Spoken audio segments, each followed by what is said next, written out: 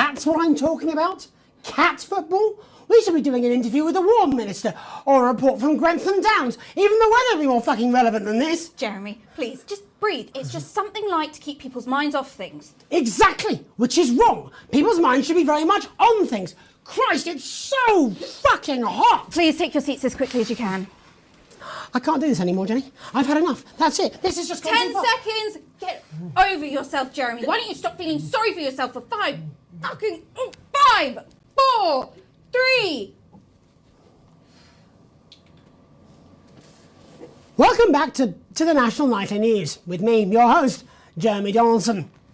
Later, we'll be talking to the captain of the Territory's first cat football team, Professor Pumpkin. But first, I'm joined by 3 guests with some balmy bodily behaviours.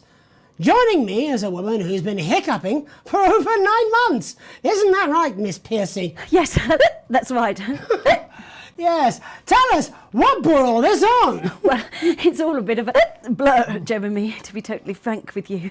So I was watching your show and I remember seeing the news about the election and it hasn't stopped since.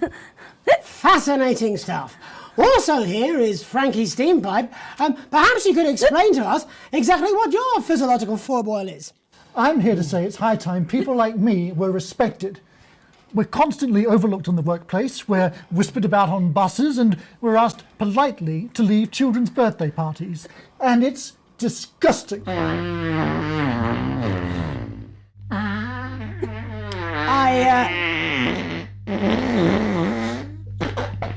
I'm sorry, my bowels have comic timing. And finally, I'm joined by a man who answers every question honestly, even when it isn't aimed at him.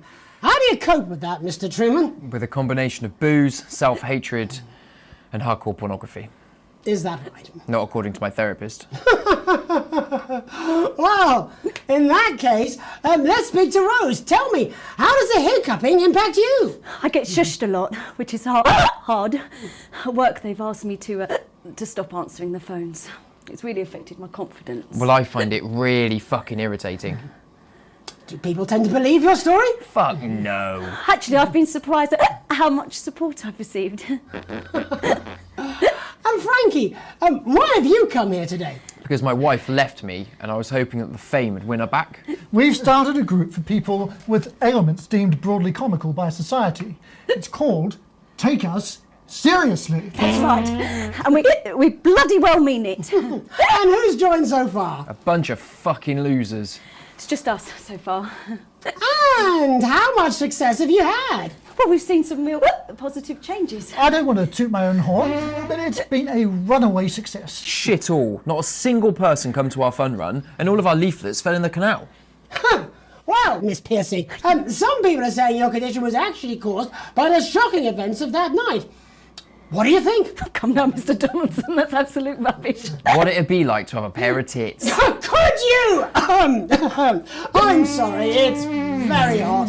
What was I thinking? That you're a team fuck puppet? No. Or a sellout cunt? Apologies. Just a reminder that he can't help it. And hey, if this isn't live television, then what is it? A fuckfest of propaganda masquerading as journalism.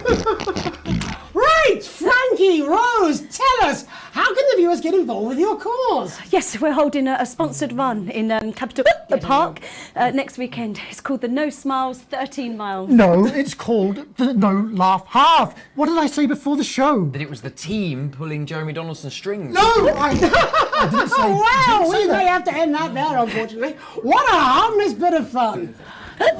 Steady on! This is exactly what I'm talking about. We demand respect. Yes, well, later, I'll be talking to Professor Pumpkin, a ginger tabby with a world-class pair of penalty paws. Is that really necessary? No, it isn't. Let go. Not you. Unhand him at once! Enough! That's enough! Enough!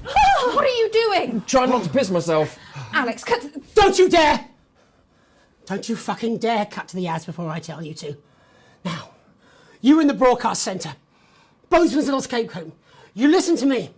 You cut to the ads before I tell you to, and I will kill every single person in this studio. Jeremy, think about what I am thinking about what I'm doing. I've been thinking about it for a long time. We all should be. Christ, it's so fucking hot in here. Do you remember when we used to do the real news? Before it was all lottery winners and bloody cat football? We are on the brinks of a siege the likes of which the world hasn't seen in hundreds of years. The enemy is at the gates and I'm stuck here talking to these three fucking idiots. I think my hiccups have stopped. You three, get the fuck out of my studio. Go on, now, go, before I change my mind. Jenny, lock the doors. Lock the doors. Yes, Jeremy. Now. Good. Yes. Now. Right then. You in the broadcast centre. Alex, you listen to me. You pay attention. Now, I'm sure you've already loaded up exactly what you're going to play in the commercial, but today is going to be a little bit different. Look to your right. Yes, really. Look to your right. There is a VHS tape, and I want you to load it into one of the machines, and when I say so, and not before, you play it. You've got about 15 seconds, so I wouldn't waste any time. Now, all cameras, all of you, on me. When we come back, we're going to do the fucking news.